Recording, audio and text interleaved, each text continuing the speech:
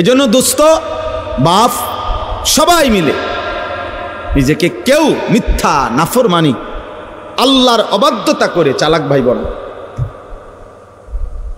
তুমি বুদ্ধিমান না ভাইয়া, বাবা আপনি বুদ্ধিমান না। কোনো সুদখোর বুদ্ধিমান হইতে পারে না, কোনো ঘুষখোর বুদ্ধিমান হইতে পারে না, কোনো হারামখোর, কোনো ধোঁকাবাজ, প্রতারক, চোর, ডাকাত, ছিনতাইকারী, অবৈধ সম্পদ উপার্জনকারী, এই বেঈমান নাফরমান বুদ্ধিমান না।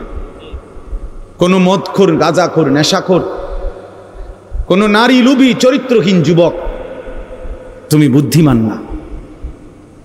ইউখাদিউনা আল্লাহ ওয়াল্লাযীনা আমানু ওয়া মা ইয়াখদাউনা ইল্লা আনফুসাহুম ওয়া মা ইয়াশউরুন। আল্লাহ তাআলা বলে যারা মুনাফিক, যারা মুখে দাবি করে মুসলমান কিন্তু যারা কর্মে মুনাফিক, যারা নিজেদেরকে জবানে বলে মুসলমান, আমিনান নাসি মান ইয়াকুলু আমান্না বিল্লাহি ওয়া বিল ইয়াউমিল আখির ওয়া মা হুম বিমুমিনিন। আল্লাহ বলে মুখে তো বলে আমি আল্লাহরে মানি, আখিরাতকে মানি, আল্লাহ বলে আমি বলি, ওরা ঈমানদার নয়, মুনাফিক। কর্মে তো প্রমাণ হলো না। তো আল্লাহ তাআলা বলেন ওরা ভাবতেছে আমি আল্লাহকে ধোঁকা দিচ্ছে, ওরা মনে করতেছে আমার ঈমানদার প্রকৃত যারা ইবাদতওয়ালা বান্দা তাদেরকে ধোঁকা দিচ্ছে। আল্লাহ বলে না, শোনো বেঈমান মুনাফিক, তুমি মূলত তোমার নিজেকে ধোঁকা দিচ্ছ, তুমি বুঝতেছ না। তুমি তোমাকে ধোঁকা দিচ্ছ। তোমার কারণে নামাজি আটকিবে না, তোমার কারণে সেজদাওয়ালা আটকাবে না, কোন ঈমানদার আটকাবে না, ঠিকই তুমি আটকাই যাবে, ঠিকই তুমি আটকাই যাবে। এই জন্য আমরা প্রত্যেকেই এই প্রতিটা ওয়াজ ছোট বড় প্রত্যেকটা মাহফিলের বয়ানের এটা একটা মূল ফিকির। এই ছোট বড় যত ওয়াজ হয়, ওয়াজ মানে নসিহত, এই উপদেশের মাকসাদ কলিজার পরিবর্তন, জিন্দেগির পরিবর্তন, নিজের মধ্যে ভাবনা আসা, বিবেককে কাজে লাগান, বিবেককে কাজে লাগান। যদি কারো কাছে হালাল হারামের পার্থক্যই না থাকে সে আর মানুষ থাকে না। কোরআনুল কারীমের 6 নম্বর পারা 5 নম্বর সূরা, সূরাটির নাম সূরায়ে মায়েদাহ। এই সূরার 27 নম্বর আয়াত আমি তেলাওয়াত করেছি। এই একটি আয়াতকে সামনে রেখেই সামান্য কয়েকটি কথা আমি আরজ করতে চাই। সবার কাছে অনুরোধ, প্রিয় ভাই ছেলেরা তোমাদের কাছে অনুরোধ, বাবা কারো যদি দুষ্টামি করতে মন চায় চলে গেলে ভালো ভাই, কিন্তু আল্লাহর ওয়াস্তে আলাদা আলাদা মোবাইল না টিপ্পা, কোরআনুল কারীম থেকে অল্প একটু কথা আমরা দিল দিয়ে শুনি, এতে সবার ভালো হবে, আমারও ভালো, আপনাদেরও ভালো, সবার জন্য ভালো। জীবনের 24 ঘন্টা সারাক্ষণ খামখেয়ালি করা, হায়াতের সব টাইম অবহেলায় অবহেলায় গাফলতে কাফলতে শেষ করা, এটা বুদ্ধিমানের কাজ না। এটা একজন সুস্থ স্বাভাবিক মানুষের পরিচয় না। মানুষ বিবেকবান হয়, মানুষ বিচক্ষণ হয়, মানুষ গন্তব্য চিনে, মানুষ ভালো মন্দ বুঝে। আল্লাহ তাআলা কোরআনুল কারীমের মধ্যে বলছেন ওয়ালাকাদ কাররামনা বনি আদম, আমি আল্লাহ আদম সন্তানকে, বনি আদমকে, মানুষকে সম্মানিত করেছি। ওয়া হামালনাহুম ফিল বাররি ওয়াল বাহর, জলে এবং স্থলে সর্বত্রই আমি বনি আদমকে প্রাধান্য দিয়েছি। অর্থাৎ মানুষই প্রকৃত অর্থে সমস্ত সৃষ্টির মধ্যে শ্রেষ্ঠ, সব বিবেচনায়, সব আলোকে। তাইলে এই শ্রেষ্ঠত্ব আকলের কারণ, বুদ্ধি, বিবেক, বিবেচনাবোধ এর কারণ, আর নাই তো হাত, পাও, চোখ, নাক, কান, এটা তো অন্যান্য প্রাণীরও আছে। খানা, খাদ্য, খাবার, পেশাব পায়খানা, ঘুম, যৌন চাহিদা পূরণ। তো একটু খাবারের চাহিদা, ঘুম, পেশাব পায়খানার জরুরত, যৌন চাহিদা পূরণ, তো জন্তু জানোয়ারেরও আছে। কুকুর বিড়ালেরও খানা খায়, ঘুম যায়, পেশাব পায়খানা করে। কুকুর বিড়ালও যৌন চাহিদা পূরণ করে, ফলে কুকুরেরও বাচ্চা হয়। তাহলে এটা কোনো বিষয় না। তাহলে মানুষের শ্রেষ্ঠত্ব, সে ভাত খায় এই কারণে না, সে ঘুম যায় এই কারণে না। মানুষের শ্রেষ্ঠত্ব আল্লাহ তাআলা তাকে পূর্ণাঙ্গ আকল দান করেছে, বুদ্ধি, বিবেচনা, বিবেক বোধ, আলো অন্ধকার, রোদ বৃষ্টি, সত্য মিথ্যা, করণীয় বর্জনীয়, উচিত অনুচিত, ন্যায় অন্যায়, এটা বুঝবার মতো একটা সক্ষমতা, আকল, দিমাগ আল্লাহ তাআলা দান করছেন। আর সেটা যেন বান্দা প্রয়োগ করে, মানুষ প্রয়োগ করে, এটা আল্লাহ তাআলা খুব চাইছেন। এই জন্য কোরআনুল কারীমের মধ্যে আছে ফাতাবিরু ইয়া উলিল আলবাব, হে বিবেকবান, ফাতাবিরু, তুমি উপদেশ গ্রহণ করো, তুমি একটু বুদ্ধি বিবেক খাটাও। আল্লাহ বলছে ফাতাবিরু, তুমি একটু ভাবো, তোমাকে আমি আল্লাহ তাআলা আকল দিয়েছি। আল্লাহ তাআলা কোরআনুল কারীমের মধ্যে বলছেন আফা হাসিবতুম আন্নামা খালাকনাকুম আবাতান, তোমরা কি এই ভেবেছো যে আমি আল্লাহ তোমাদেরকে অনর্থক সৃষ্টি করেছি? ও আন্নাকুম ইলাইনা লা তুরজাউন, তোমরা কি এই ভেবেছো যে আমি আল্লাহর কাছে তোমাদেরকে ফেরত আসতে হবে না? কি মনে করেন আল্লাহ তাআলা আমাদেরকে অনর্থক বানিয়েছেন? কথা বলেন, আল্লাহ তাআলার কাছে আমাদেরকে ফিরতে হবে না?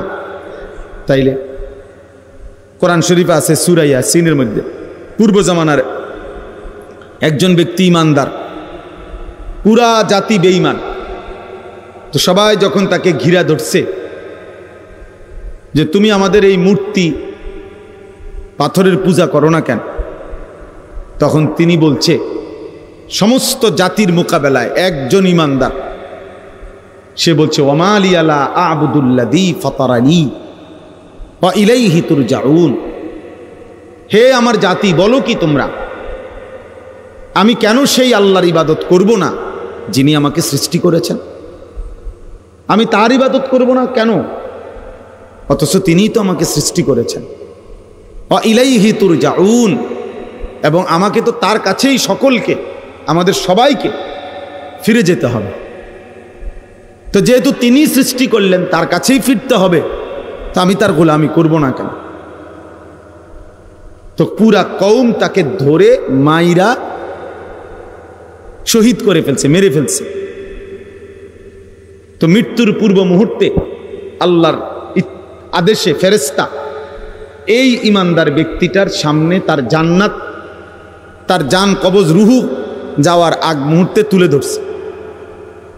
তুলে ফেরেশতা বলছে সামনে আইনা জান্নাত, কিলা দুখুলিল জান্নাহ, হে ইমানদার এই জান্নাতে ঢোকো।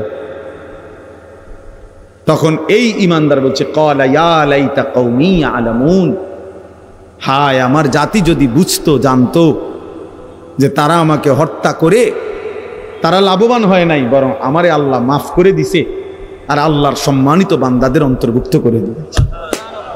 বিমা গাফারা লি রব্বি ওয়া জাআলানি মিনাল মুকরামিন, আমারে তো আল্লাহ মাফ করে দিছে, আমারে তো জান্নাত দেখাই দিছে, আমারে তো জান্নাতি সম্মানিত বান্দাদের অন্তর্ভুক্ত করে দিয়েছে।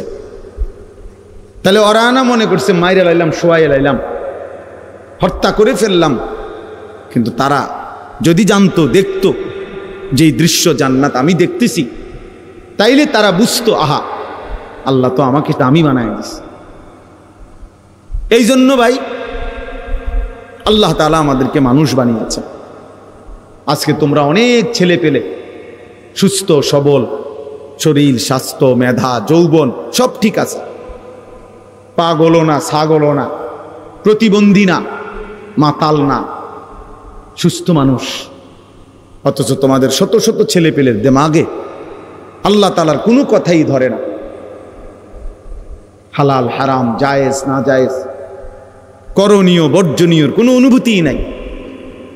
আহা, এক জন্তু জানোয়ারের মতো জীবন, যে জানোয়ারের জীবনের মধ্যে কোনটা বৈধ কোনটা অবৈধ, হালাল কোনটা হারাম কোনটা, মাকেও দেখে, রাস্তার নারীকেও দেখে, বোনের দিকেও তাকায়, মোবাইলের উলঙ্গ ছবির দিকেও তাকায়।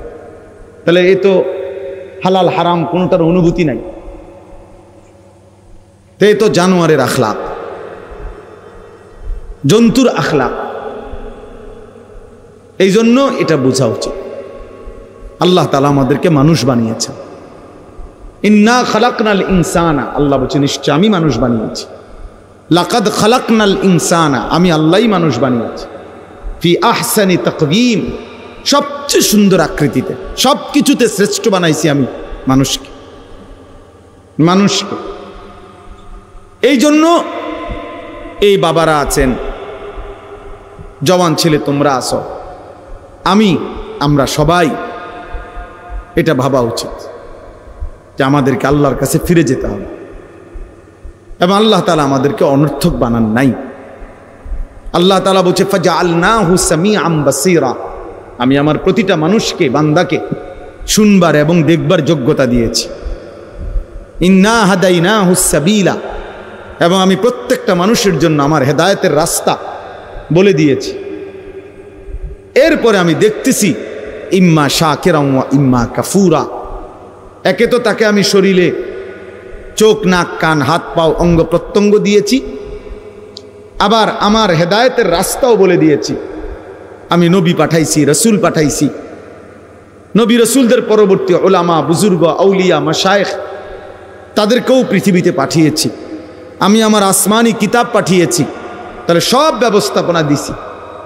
এবার আমি আল্লাহ দেখতেছি ইম্মা শাকিরা ওয়া ইম্মা কাফুরা, আমার কোন বান্দা আমার প্রতি কৃতজ্ঞ আর আমার কোন বান্দা আমার প্রতি অকৃতজ্ঞ। আল্লাহ বলেন অকৃতজ্ঞদের জন্য আমি জাহান্নামের আযাব রাখছি, কৃতজ্ঞদের জন্য আমি জান্নাতের নিয়ামত রেখেছি। ইন্না আ'তাদনা লিল কাফিরিনা সালাসিলা ওয়া আগলালান ওয়া সাঈরা ইন্নাল আবরারা ইয়াশরাবুনা মিন কাসিন কানা মিজাজুহা কাফুরা। এজন্য দোস্ত, বাপ, সবাই মিলে নিজেকে কেউ মিথ্যা, নাফরমানি, আল্লাহর অবাধ্যতা করে চালাক ভাই বল। তুমি বুদ্ধিমান না ভাইয়া, বাবা আপনি বুদ্ধিমান না। কোনো সুদখোর বুদ্ধিমান হইতে পারে না, কোনো ঘুষখোর বুদ্ধিমান হইতে পারে না, কোনো হারামখোর, কোনো ধোঁকাবাজ, প্রতারক, চোর, ডাকাত, ছিনতাইকারী, অবৈধ সম্পদ উপার্জনকারী, এই বেঈমান, নাফরমান বুদ্ধিমান না। কোনো মদখোর, গাঁজাখোর, নেশাখোর, কোনো নারী লোভী, চরিত্রহীন যুবক, তুমি বুদ্ধিমান না। ইউখাদিউনা আল্লাহ ওয়াল্লাযীনা আমানু ওয়া মা ইয়াখদাউনা ইল্লা আনফুসাহুম ওয়া মা ইয়াশউরুন। আল্লাহ তাআলা বলে যারা মুনাফিক, যারা মুখে দাবি করে মুসলমান কিন্তু যারা কর্মে মুনাফিক, যারা নিজেদেরকে জবানে বলে মুসলমান, আমিনান নাসি মান ইয়াকুলু আমান্না বিল্লাহি ওয়া বিল ইয়াউমিল আখির ওয়া মা হুম বিমুমিনিন। আল্লাহ বলে মুখে তো বলে আমি আল্লাহরে মানি, আখিরাতকে মানি, আল্লাহ বলে আমি বলি, ওরা ঈমানদার নয়, মুনাফিক। কর্মে তো প্রমাণ হলো না। তো আল্লাহ তাআলা বলেন ওরা ভাবতেছে আমি আল্লাহকে ধোঁকা দিচ্ছে, ওরা মনে করতেছে আমার ঈমানদার প্রকৃত যারা ইবাদতওয়ালা বান্দা তাদেরকে ধোঁকা দিচ্ছে। আল্লাহ বলে না, শোনো বেঈমান, মুনাফিক, তুমি মূলত তোমার নিজেকে ধোঁকা দিচ্ছ, তুমি বুঝতেছ। তুমি তোমাকে ধোঁকা দিচ্ছ। তোমার কারণে নামাজি আটকিবে না, তোমার কারণে সেজদাওয়ালা আটকাবে না, কোন ঈমানদার আটকাবে না। ঠিকই তুমি আটকাই যাবে, ঠিকই তুমি আটকাই যাবে। এই জন্য আমরা প্রত্যেকেই এই প্রতিটা ওয়াজ, ছোট বড়, প্রত্যেকটা মাহফিলের বয়ানের এটা একটা মূল ফিকির। এই ছোট বড় যত ওয়াজ হয়, ওয়াজ মানে নসিহত। এই উপদেশের মাকসাদ কলিজার পরিবর্তন, জিন্দেগির পরিবর্তন, নিজের মধ্যে ভাবনা আসা, বিবেককে কাজে লাগান, বিবেককে কাজে লাগান। যদি কারো কাছে হালাল হারামের পার্থক্যই না থাকে, সে আর মানুষ থাকে না। সে আর মানুষ থাকে না, সে জানোয়ারে রূপান্তরিত হয়। কারণ একমাত্র জানোয়ারের স্বভাব এটা, যার মধ্যে হালাল হারামের কোনো অনুভূতি নাই, পাক নাফাকের কোনো অনুভূতি নাই, পবিত্রতা অপবিত্রতার কোনো অনুভূতি নাই। এই জানোয়ারের আখলাক। এজন্য তোমরা যে সমস্ত ছেলে পেশাব পায়খানার পরে ঢিলা কুলুক টয়লেট পেপার ব্যবহার করো না, ঠিক মতো পবিত্র হও না, তোমার এই আখলাক জানোয়ারের আখলাক, কুত্তা বিড়ালের আখলাক, এটা কুকুর বিড়ালের আখলাক। এটা ইনসানের আখলাক হইতে পারে না। কারণ পশু এবং জন্তু জানোয়ার, তার মধ্যে হালাল হারাম পাক নাফাকের অনুভূতি নাই। কুকুর না ঠ্যাঙ্গালগি দিয়া পেশাব করে চলে যায়, কিন্তু একজন ইনসান মানুষ সে এমন হবে কেন? এই জন্য ধীরে ধীরে অসংখ্য মুসলমান আজকে টাকা রোজগার করে মাথার ঘাম পায়ে ফেলে, কিন্তু তার মনের মধ্যে এলো আমি আমার জিপুত সংসারের লাগিয়া এই কষ্টটা করতেছি। কিন্তু যাদের জন্য কষ্ট করতেছে তাদের চরিত্র, তাদের আখলাক, তাদের ঈমান, তাদের আমলের ব্যাপারে ওনার কোনো মাথা ব্যথাই নাই। উনি এমনি বলে তারার লাগিয়া কষ্ট করতেছে। আপনি তো আসলে সোফার লাগিয়া কষ্ট করতেছেন, আপনি একটা টাইলসওয়ালা বিল্ডিংয়ের জন্য কষ্ট করতেছেন, আপনি 20 শতক জমি কেনার জন্য কষ্ট করতেছেন, আপনি গোস্ত দিয়া ভাত খাইতেন কষ্ট করতেছেন। আপনি মূলত সন্তানের জন্য কষ্ট করেন নাই, বিবির জন্য কষ্ট করেন নাই। সন্তান এবং বিবির জন্য যদি কষ্ট কেউ করে থাকে তো সেটা তার ইবাদত, তার আমল, তার বন্দেগী, তার আখিরাতের জন্য যদি কষ্ট করে সেটাকে বলে কষ্ট, সেটাকে বলে কষ্ট। আর নাই তো এটা ভুয়া কথা, ভুয়া কথা, ভুয়া কথা। আপনি সারাটা দিন মাথার ঘাম পায়ে ফেললেন একটা টাকার জন্য, 500টা টাকার জন্য, আর আপনার সন্তান নামের এই হাইওয়ান সে সারা রাত মোবাইলে উলঙ্গ ছবি দেখে, কোনোদিন ফজরের নামাজ পড়ে না। এই জানোয়ারের জন্য নি উপার্জন করছেন, এই জানোয়ারের জন্য নি কামাই রোজগারি করলেন, এই হাইওয়ানের জন্য নি বিল্ডিং করলেন। এ তো মানুষ নামের জানোয়ার, এ তো মানুষ নামের কুকুর। এই পশুর জন্য কি দরকার ছিল রোজগার করার? সে যেহেতু সব গুনাহ নাফরমানি অসভ্যতা করতে পারে, তাহলে তার হাতে ছেড়ে দেন। যেহেতু তুই সবই পারস বেটা, নারীও দেখতে পারস, ছবিও দেখতে পারস, উলঙ্গ নাচও দেখো, তুমি যেহেতু আল্লাহও চেনো না, রসুলও চেনো না, সেজদাও চেনো না, নামাজও চেনো না, তো তুমি জানোয়ার, তোমার ছেড়ে দাও তারে, যে তার হাতে ছেড়ে দাও, যা বেটা।